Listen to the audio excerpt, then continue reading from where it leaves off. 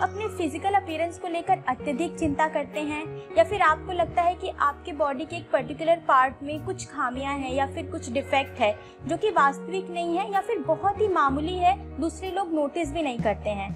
आमतौर पर यह आपके चेहरे या फिर आपके बाल या फिर आपकी त्वचा या शरीर के कोई विशेष भाग से रिलेटेड हो सकता है और ये थॉट बार बार आपके दिमाग में आता है और हर समय बना रहता है, जिसकी वजह से आप कुछ रिपीटेटिव बिहेवियर करते हैं, जैसे कि मिरर चेकिंग करना, अपने आप को दूसरों से कंपेयर करना और अपनी उस पर्टिकुलर पार्ट को हाइड करने की भी कोशिश करते हैं, जैसे मेकअप के जरिए या फिर हेयर स्टाइल के जरिए या कपड़ों के जरिए आप उसको हाइड करने की कोशिश करते हैं और खुद को बहुत ही अगली और यूजलेस समझते हैं। और ये नेगेटिव थॉट्स आपको इतना परेशान कर रहे हैं जिसकी वजह से आपकी डेली फंक्शनिंग प्रभावित हो रही है। तो दोस्तों, ये बॉडी डिस्मॉर्फिक डिसऑर्डर के लक्षण हो सकते हैं। बॉडी डिस्मॉर्फिक डिसऑर्डर एक ऐसा मेंटल डिसऑर्डर है जिसका व्यक्ति के जीवन पे बहुत ही बुरा और गहरा प्रभाव पड़ता है, लेकिन अफसोस हम में से बहुत कम लोग इसके बारे में जानते हैं। तो चलिए जानते हैं कि बॉडी डिस्मॉर्फिक डिसऑर्डर क्या है, ये लक्षण और एक रियल केस स्टडी के जरिए हम जानते हैं कि बॉडी डिस्मॉर्फिक डिसऑर्डर कैसे हमारी लाइफ को प्रभावित करती है।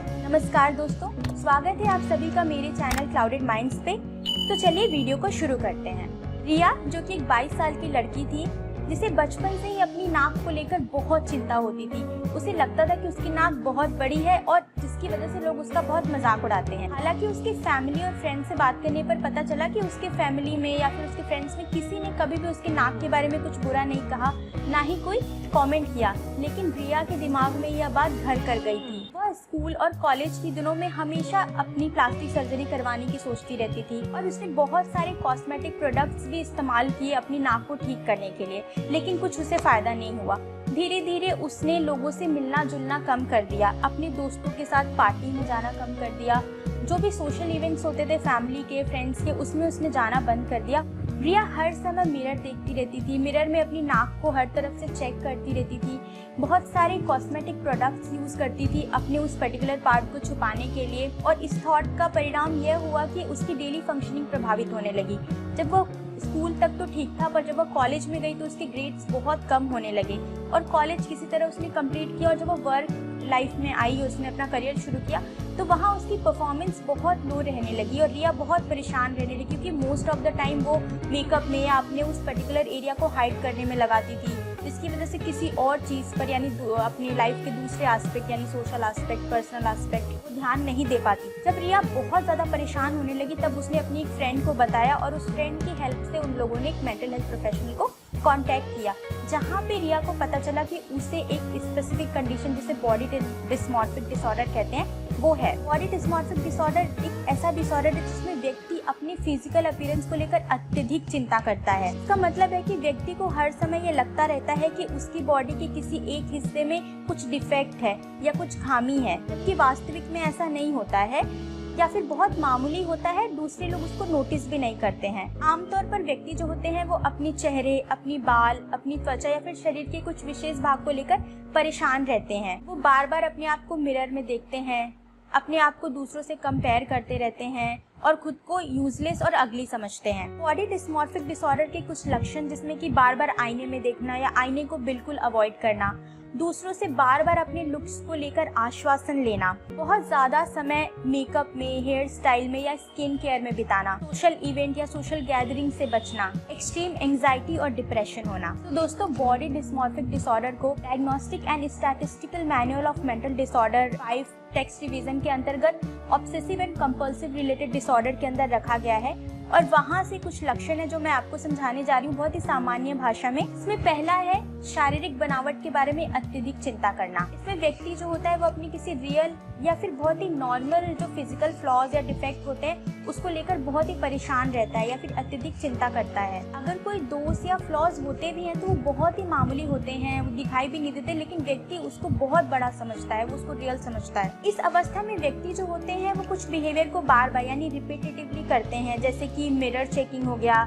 या बॉडी के इस पर्टिकुलर हिस्से की बार बार जांच करना excessive grooming, skin picking, reassurance seeking या फिर दूसरों से अपने आप को कंपेयर करना। इसमें व्यक्ति जो होते हैं वो अपने फिजिकल फ्लॉज को हाइड करने की भी कोशिश करते हैं, जैसे मेकअप के थ्रू, हेयर स्टाइल के थ्रू या कपड़ों के थ्रू उसको हाइड करना चाहते हैं। कभी कभी व्यक्ति जो होते हैं वो मिरर से भी बचने की कोशिश करते हैं ताकि अपने वो उस खामी को ना देख सकें। तो नेक्स्ट है वो है सोशल और ऑक्यूपेशनल लाइफ में समस्या होना। यह चिंता जो होती है वो व्यक्ति के पर्सनल, सोशल और ऑक्यूपेशनल लाइफ पर नेगेटिव प्रभाव डालती है। तो इस अवस्था में व्यक्ति जो होता है वो अपने उस प्री ऑक्यूपाइड थॉट की वजह से सोशल इवेंट या सोशल सिचुएशंस को अवॉइड करने लगता है, जिसका परिणाम उसके सोशल और पर्सनल लाइफ पर काफी नेगेटिव पड़ता है। तो बॉडी डिस्मॉर्फिक डिसऑर्डर में व्यक्ति जो होते हैं उन्हें बहुत बार सीवियर डिप्रेशन और सीवियर एंजाइटी की भी कंडीशन जो है वो फेस करनी पड़ती है।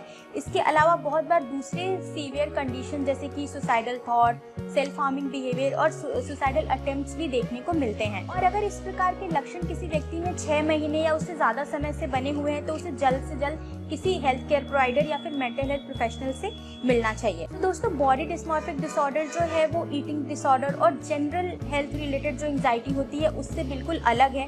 इसमें व्यक्ति जो होता है उसे सिर्फ अपनी शारीरिक बनावट या फिजिकल अपीयरेंस को लेकर ही परेशानी होती है। तो दोस्तों, अगर आपको या आपके आसपास या आपके क्लोज वन में कोई ऐसा व्यक्ति है जिसको इस प्रकार की चिंता हो रही है तो उन्हें मेंटल हेल्थ प्रोफेशनल के पास जाने के लिए मोटिवेट करें, क्योंकि बॉडी डिस्मॉर्फिक डिसऑर्डर जो है वो ट्रीटेबल है और इसके बहुत सारे ट्रीटमेंट ऑप्शन है, जिसमें साइकोथेरेपी है, मेडिकेशन है। जो पहला है वो साइकोथेरेपी, यानी साइकोथेरेपी बहुत तरीके की होती है। तो दोस्तों, बॉडी डिस्मॉर्फिक डिसऑर्डर की अवस्था में कॉग्निटिव बिहेवियर थेरेपी जो है वो बहुत यूज की जाती है।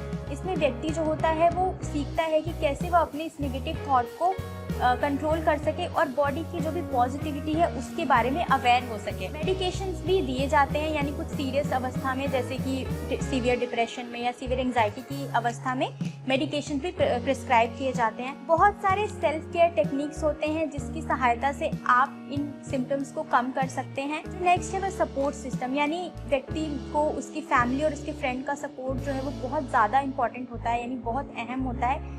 स्ट्रॉन्ग फैमिली सपोर्ट जो होता है वो व्यक्ति को उसके सेल्फ कॉन्फिडेंस को वापस पाने में, सेल्फ एस्टीम को वापस पाने में काफ़ी मददगार होता है। तो दोस्तों, बॉडी डिस्मॉर्फिक डिसऑर्डर एक बहुत ही सीरियस मेंटल डिसऑर्डर है, लेकिन सही समय पर मदद मिलने से इसका इलाज संभव है। अगर आपको मेरा वीडियो अच्छा लगा हो और इससे कुछ सीखने को मिला हो तो इसे एक लाइक करें और ज़्यादा से ज़्यादा शेयर करें ताकि ज़्यादा से ज़्यादा लोगों तक ये जानकारी पहुँच सके। Thank you.